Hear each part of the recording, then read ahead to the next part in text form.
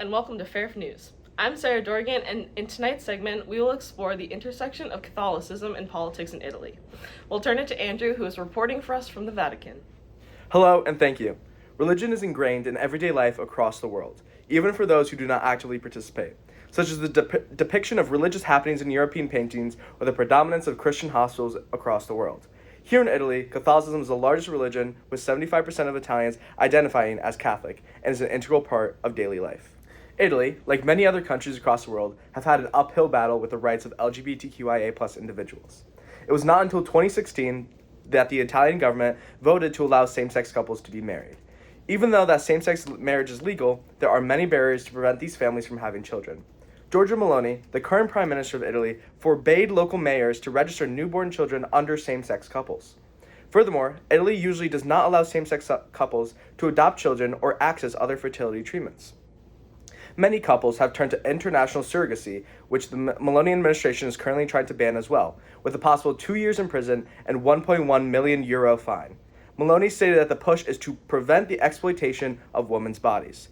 In addition, the Italian Penal Code does not recognize LGBTQIA+ individuals as victims to hate speech and hate crime due to their sexual or gender orientation.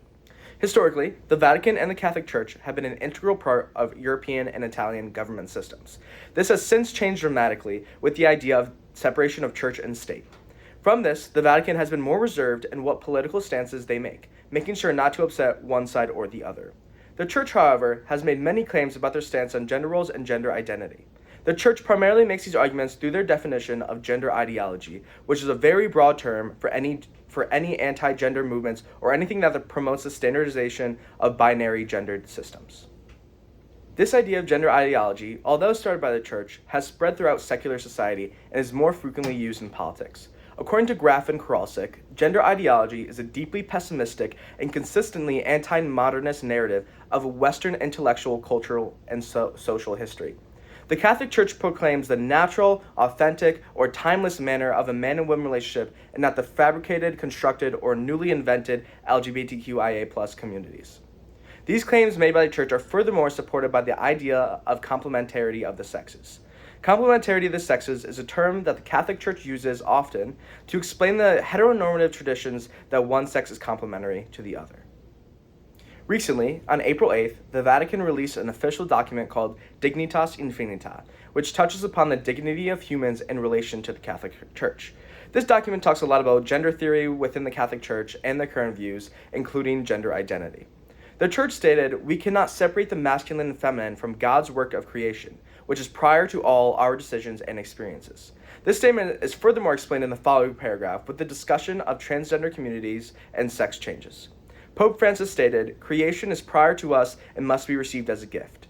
At the same time, we are called to protect our humanity, and this means, in the first place, accepting it and recepting it as it was created." The current Prime Minister of Italy, Giorgia Meloni, was sworn into office in 2022 and is the first woman to ever be in this role.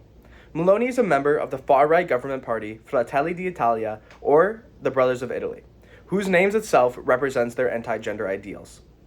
Fratelli d'Italia was established in 2012 as a nationalist party, with their symbol being a flame with the colors of the Italian flag. The symbol recalls the Movimento Sociale Italiano, or the Italian Social Movement, which is a recently disbanded party focusing on neo-fascism.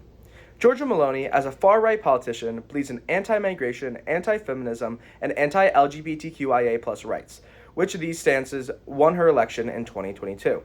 Italy, since World War II, has had a decreasing birth rate, which Meloni is attempting to increase using a pro-life stance to abortion. In addition, Meloni has a strong stance against surrogacy, especially within same-sex couples. Meloni has also gone as far to say that the transgender citizens are taking opportunities away from women and are a threat to women's rights. Meloni also uses her status as a mother to claim that the traditional family is the cornerstone of Italian unity.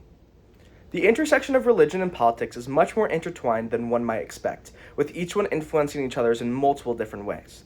The idea of gender ideology created by the Catholic Church has crept its way into the far-right political parties and has been a crucial part of their arguments to this day. Because the Catholic Church itself cannot become a political party, nor can it sponsor a party to spread their beliefs, many far-right parties, such as the Fratelli d'Italia and the League, are adopting their ideas the Church sends out, claiming to be political representatives of Italian Catholics. Fratelli d'Italia utilizes the Vatican's discourse of gender ideology as a tool to claim that they are defending Italian culture and identity against the threat of globalization. In addition, Fratelli d'Italia uses gender ideology to justify their anti-immigration, anti-gender, and anti-European ideals and laws. Although the Vatican cannot create political parties, they can still make political stances that overall persuade Catholics to vote in a manner that the Church agrees with. This was seen with Pope John Paul II and Pope Benedict XIV, whose discourse on gender ideology was used to silence the liberal Catholics from inside the Church. Pope Francis has been much more cautious about this topic and has not said much about gender ideology in order to make a more fair and even Church. Although Pope Francis is overall in support of LGBTQIA+ rights, he also has traditional ideals on women and family rights, especially with surrogacy.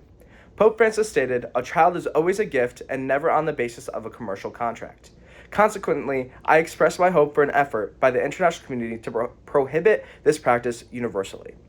Overall, the new anti-gender movement is an effort by Catholics across the world to reactivate the presence of the Church in political and secular life.